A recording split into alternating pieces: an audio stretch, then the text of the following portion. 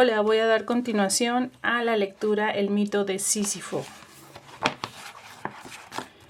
Porque Husserl habla también de esencias extratemporales, que la intención saca a la luz y creemos oír a Platón. No se explican todas las cosas por una sola, sino por todas. No veo la diferencia. No se quiere, ciertamente, que estas ideas o esas esencias que la conciencia efectúa al término de cada descripción sean modelos perfectos. Pero se afirma que están directamente presentes en todo dato de percepción.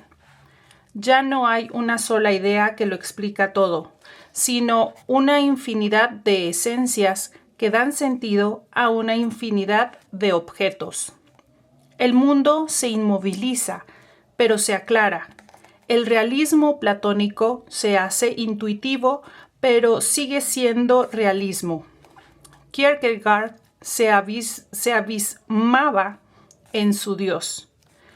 Parménides precipitaba el pensamiento en lo uno, pero aquí el pensamiento se arroja a un politeísmo abstracto.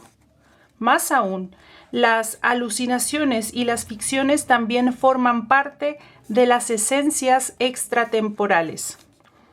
En el nuevo mundo de las ideas, la categoría de centauro colabora con la más modesta de metropolitano.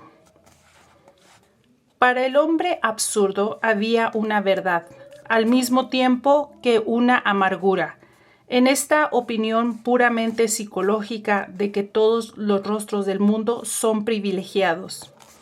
Que todo sea privilegiado equivale a decir que todo es equivalente. Pero el aspecto metafísico de esta verdad lo lleva tan lejos que, por una reacción elemental, se siente quizás más cerca de Platón. En efecto, le enseñan que toda imagen supone una esencia igualmente privilegiada. En este mundo ideal, sin jerarquías, el ejército se compone solo de generales.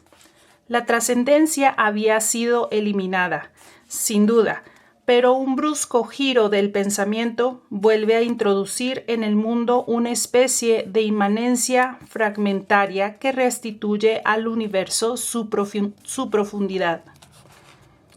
Temeré haber llevado demasiado lejos un tema manejado con más prudencia por sus creadores. Me limito a leer estas afirmaciones de Husserl, en apariencia paradójicas, pero cuya lógica rigurosa se advierte si se admite lo que precede. Lo que es verdad absolutamente en sí. La verdad es una, idéntica a sí misma. Sean cualesquiera que sean los seres que la perciben, hombres, monstruos, ángeles o dioses. No puedo negar que la razón triunfa y lo pregona con esa voz. ¿Qué puede significar su afirmación en el mundo absurdo? La percepción de un ángel o de un dios no tiene sentido para mí. Ese lugar geométrico donde la razón divina ratifica la mía me resulta incomprensible para siempre. También en eso descubro un salto y aunque se dé en lo abstracto, no deja de significar para mí el olvido de lo que precisamente no quiero olvidar. Cuando más adelante Husserl exclama: si todas las masas sometidas a la atracción desapareciesen, la ley de la atracción no resultaría destruida, simplemente quedaría sin aplicación posible. Sé que me encuentro frente a una metafísica de consuelo.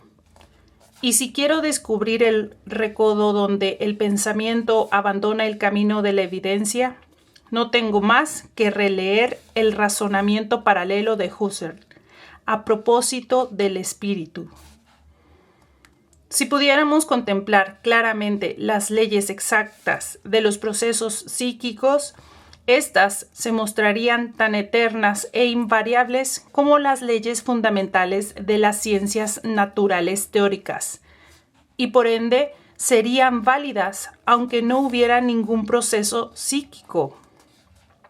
Aunque no existiera el espíritu, existirían sus leyes. Comprendo entonces que Husserl pretende convertir una verdad psicológica en una regla racional. Tras haber negado el poder integrador de la razón humana, salta mediante este sesgo a la razón eterna. El tema husserliano del universo concreto no puede, por tanto, sorprenderme. Decirme que no todas las esencias son formales, sino que las hay materiales y que las primeras son el objeto de la lógica y las segundas de las ciencias, no es sino una cuestión de definición. Me aseguran que lo abstracto no designa sino una parte, en sí no consistente, de un universal concreto. Pero la vacilación ya revelada me permite aclarar la confusión de estos términos. Pues eso puede significar que el objeto concreto de mi atención, ese cielo, el reflejo de esta agua sobre el faldón de este abrigo, conservan por sí solos el prestigio de lo real que mi interés aísla en el mundo. Y no voy a negarlo. Pero eso puede significar también que ese mismo abrigo es universal. Tiene su esencia particular y suficiente. Pertenece al mundo de las formas. Comprendo entonces que se ha cambiado solo el orden de la procesión. Este mundo no tiene ya su reflejo en un universo superior, sino que el cielo de las formas se representa en la multitud de las imágenes de esta tierra. Esto no cambia nada para mí. Lo que encuentro aquí no es la afición a lo concreto, el sentido de la condición humana, sino un intelectualismo lo bastante desbocado como para generalizar lo concreto. Sería inútil extrañarse de la aparente paradoja que conduce el pensamiento a su propia negación por los caminos opuestos de la razón humillada y la razón triunfante. No hay una distancia tan grande entre el Dios abstracto de Husserl y el Dios fulgurante de Kierkegaard. La razón y lo irracional llevan a la misma predicación, y es que, en verdad, el camino importa poco. La voluntad de llegar basta para todo. El filósofo abstracto y el filósofo religioso parten del mismo desconcierto y se apoyan en la misma angustia. Pero lo esencial es explicarse. En eso la nostalgia es más fuerte que la ciencia. Es significativo que el pensamiento de nuestra época sea a la vez uno de los más impregnados de una filosofía de la no significación del mundo y uno de los más desgarrados en sus conclusiones. No cesa de oscilar entre la extremada racionalización de lo real que induce a fragmentarlo en razones tipos y su extremada irracionalización que induce a divinizarlo. Mas este divorcio es solo aparente. Se trata de reconciliarse y en ambos casos el salto basta para hacerlo. Se cree siempre erróneamente que la noción de la razón tiene un sentido único. En realidad, por riguroso que sea en su ambición, ese concepto no deja de ser tan móvil como otros. La razón porta un rostro eternamente humano, pero sabe volverse también hacia lo divino.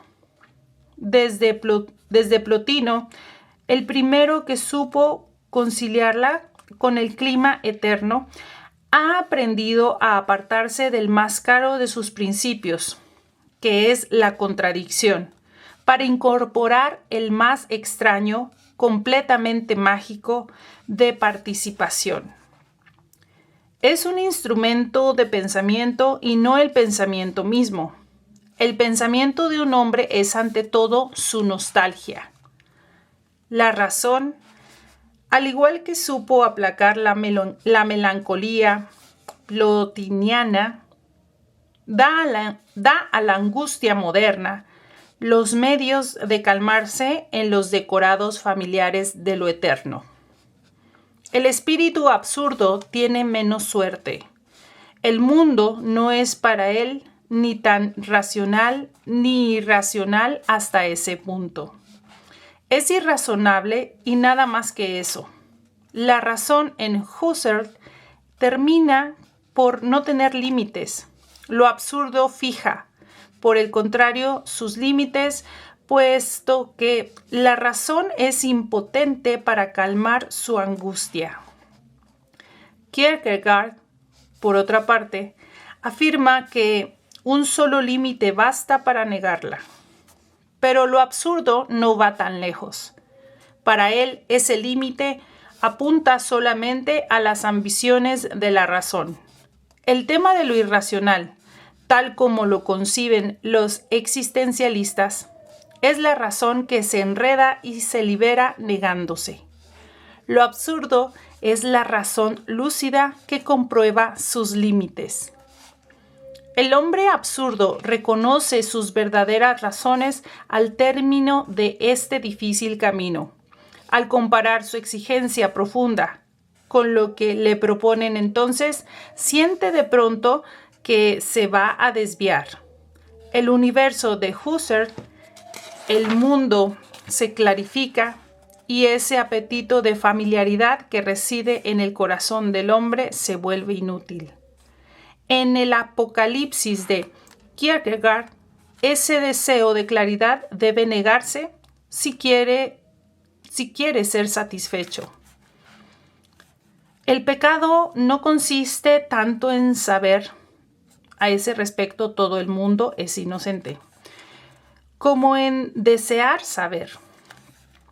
Y cabalmente es el único pecado del cual el hombre absurdo puede sentirse a la vez culpable e inocente. Le proponen un desenlace en el que todas las contradicciones pasadas no son ya sino juegos polémicos, pero él no las ha sentido así. Hay que conservar su verdad, que consiste en no ser satisfechas.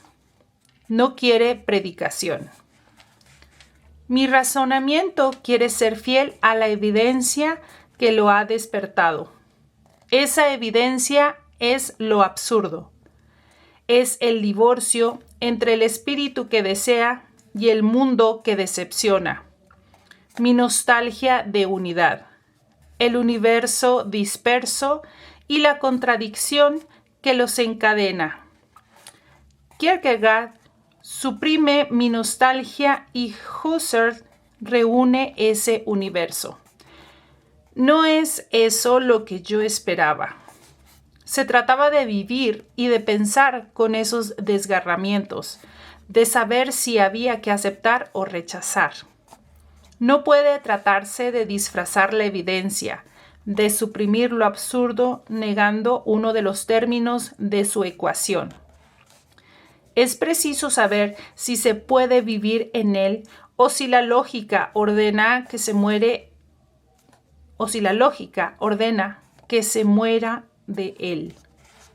No me interesa el suicidio filosófico, sino el suicidio a secas. Quiero solamente purgarlo de su contenido de emociones y conocer su lógica y su honradez. Cualquier otra postura supone para el espíritu absurdo el escamoteo y el retroceso del espíritu ante lo que el espíritu pone en claro. Husserl dice que obedece al deseo de escapar, al hábito inverterado de vivir y pensar en ciertas condiciones de existencia ya perfectamente conocidas y cómodas. Pero el salto final nos restituye en él lo eterno y su comodidad. El salto no representa un peligro supremo como quisiera Kierkegaard. El peligro está, por el contrario, en el instante sutil que precede al salto. La honradez está en saber mantenerse en esa arista vertiginosa. Y lo demás es subterfugio. Sé también que nunca la impotencia ha inspirado acordes tan conmovedores como los de Kierkegaard. Pero aunque la impotencia halle su lugar en los paisajes indiferentes de la historia, no podría encontrarlo en un razonamiento cuya exigencia conocemos ahora. Bueno, pues hasta aquí dejamos la lectura hoy. Muchas gracias.